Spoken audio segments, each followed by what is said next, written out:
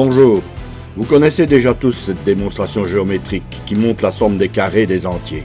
Une autre méthode tout aussi connue est celle qui consiste à trouver la fonction qui passe par chacun des points de la somme des carrés.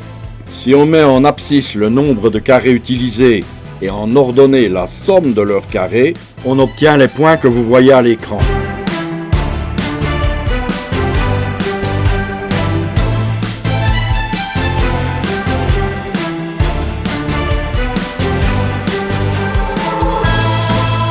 On place tous ces points dans un graphique et on essaye de trouver à quelle fonction on a affaire. Pour cela, on regarde les écarts entre deux points consécutifs. Si cet écart est constant, alors on a une droite. On voit bien que ce n'est pas le cas ici.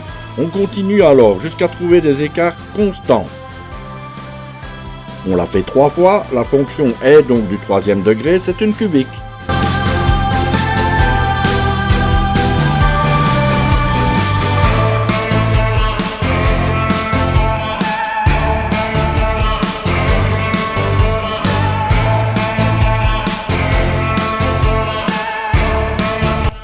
On connaît l'équation d'une fonction cubique.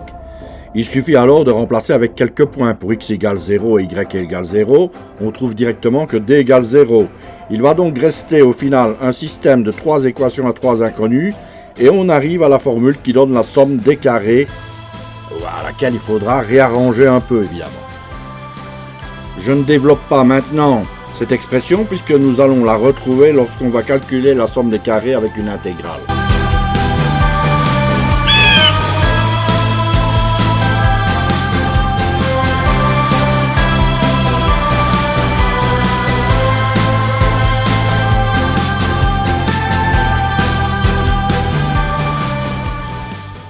Empilons maintenant des carrés les uns sur les autres, dont l'aire vaut 1 au carré, 2 au carré, 3 au carré, etc.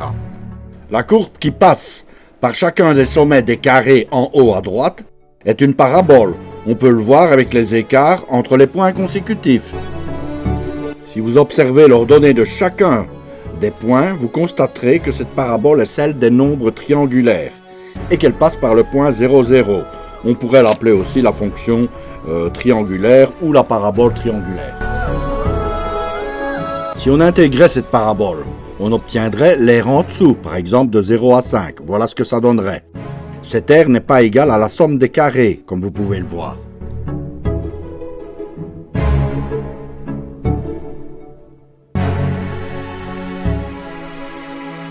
Ok!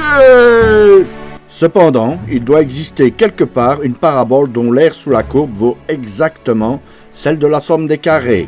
Puisque nous ne savons pas, considérons sa forme générale.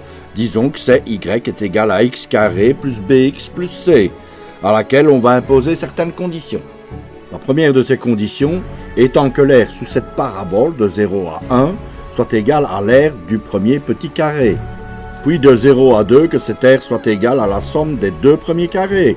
Puis celle des 3 premiers carrés, et on pourrait continuer ainsi de suite. Ce qui donne 3 intégrales à résoudre pour déterminer les coefficients A, B, C de notre parabole. On calcule ensuite la première intégrale entre les bornes 0 et 1, et on fait de même avec les autres. Reste donc un système de 3 équations à 3 inconnues à résoudre, dont les solutions sont alors très faciles.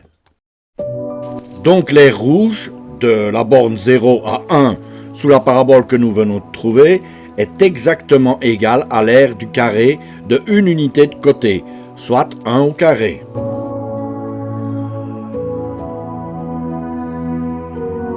Si on poursuit, chaque portion colorée vaut donc le carré qui suit. En effet, l'aire sous la parabole de 0 à 2 vaut 1 au carré plus 2 au carré. Comme de 0 à 1, elle vaut 1 au carré, alors l'autre portion, la verte, vaut 2 au carré. Et on peut ainsi continuer le raisonnement. En intégrant notre parabole de 0 à n, on doit donc retrouver la formule de la somme des carrés.